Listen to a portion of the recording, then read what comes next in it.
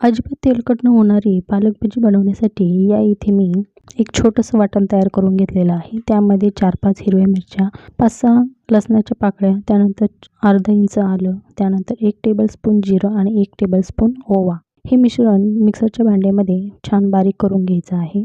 आता त्यानंतर एका बाउलमध्ये 1 वाटी बेसन पीठ घालून त्यामध्ये थोडं पाणी घालून या पद्धतीने आपल्याला बॅटर सुरुवातीला भिजवून घ्यायचं आहे.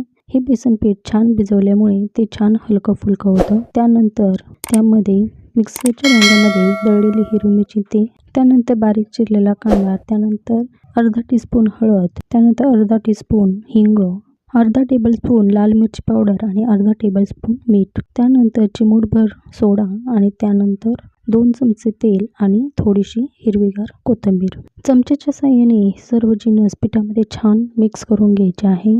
हे सर्व जिन्नस छान एकजीव करण्यासाठी कमीत कमी 1-2 मिनटं हे पीठ आपल्याला छान भिजवून घ्यायचं आहे. हे पीठ भिजवल्यानंतर या इथे बारीक चिरलेली पालक घेतलेली आहे. ही पालक सुरुवातीला स्वच्छ धुवून घ्यायची आणि नंतर मग ती चिरून घ्यायची. ही खूप महत्त्वाची बाब आहे.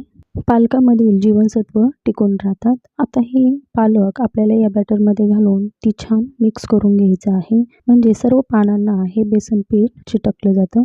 भजी आपली कमी तेलकट आणि मस्त खुसखुशीत कुरकुरीत होण्यासाठी या इथे मी अर्धा वाटी तांदळाचं पीठ घातलेलं आहे. जर तुमच्याकडे असेल घातलं तरीही चालेल किंवा नसेल नाही घातलं तरीही चालेल, पण या पिठामुळे ही भजी मस्त खुसखुशीत आणि कुरकुरीत होतात, शिवाय कमी तेलकट होतात.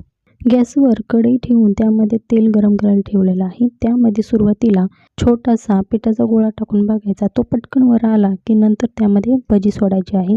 भजी सोडल्यानंतर आपल्याला गॅसची फ्लेम अगदी लो करायची आहे. यामुळे भजी छान आतपर्यंत खुसखुशीत तळली जातात आणि वरूनसुद्धा छान कुरकुरीत होतात. तर अशा पद्धतीने आपल्याला ही सर्व भजी अगदी हाय टू मीडियम गॅसच्या फ्लेमवर तळायची आहे. पहिली बॅच तळून झाल्यानंतर दुसरी बॅच तळत असताना गॅसची फ्लेम अगदी लो करायची, कारण तेल खूप तापलेलं असतं आणि त्यानंतर दुसरी बॅच तळून घ्यायची आहे.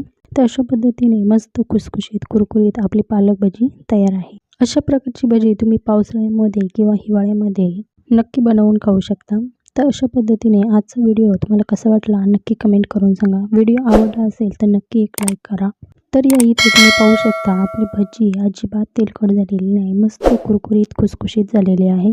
तर नक्की ही भज्यांची रेसिपी नक्की ट्राय करून पहा, अगदी परफेक्ट आहे. पुन्हा भेटूया अशी छानशी रेसिपी घेऊन. तोपर्यंत धन्यवाद.